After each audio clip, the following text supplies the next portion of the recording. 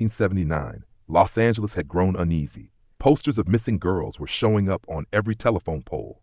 5 disappearances in 5 months, all teenage hitchhikers, all vanishing without a trace. Somewhere out there, a gray GMC van was moving through the streets like a ghost. Police departments across Southern California were chasing dead ends until one tip came in that changed everything. A man named Joseph Jackson, an ex-con and parolee, walked into the Hermosa Beach Police Department. He said his friend, Roy Norris, had been talking, bragging even, about rapes, torture, and murder.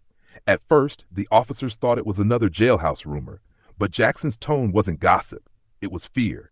He said the crime sounded too specific, the details too real. And he said something else, that Norris wasn't alone. Detectives began quietly pulling Norris's file. He had a record: sexual assaults, violent behavior, time served at the California Men's Colony in San Luis Obispo. And that was where he'd met another inmate, Lawrence Bittaker. Bittaker was different.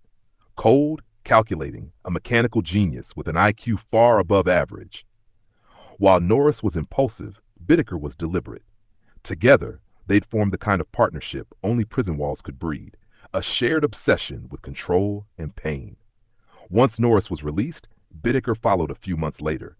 They reunited on the outside and bought a silver gray 1977 GMC van, stripped of its side windows for privacy. They called it Murder Mac. Now, months later, that same van had become the thread tying their nightmare together.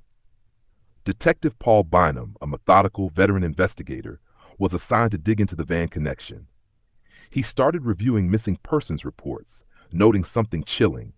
Each disappearance occurred near a coastal road or parking lot where a similar van had been seen. Witnesses remembered little things: a tall, quiet man with sharp eyes in the driver's seat, a shorter one in the passengers, the sound of sliding doors, the smell of cigarettes. To anyone else, these were scattered coincidences, but to Bynum, they were breadcrumbs leading somewhere very dark. Police began surveillance on Norris. They followed him from his apartment to his job. Nothing suspicious at first, until one officer noticed the silver van parked outside his place. That same model had been mentioned in 3 separate missing persons reports. The detective took note of the license plate. He didn't know it yet, but he was looking at Murder Mac.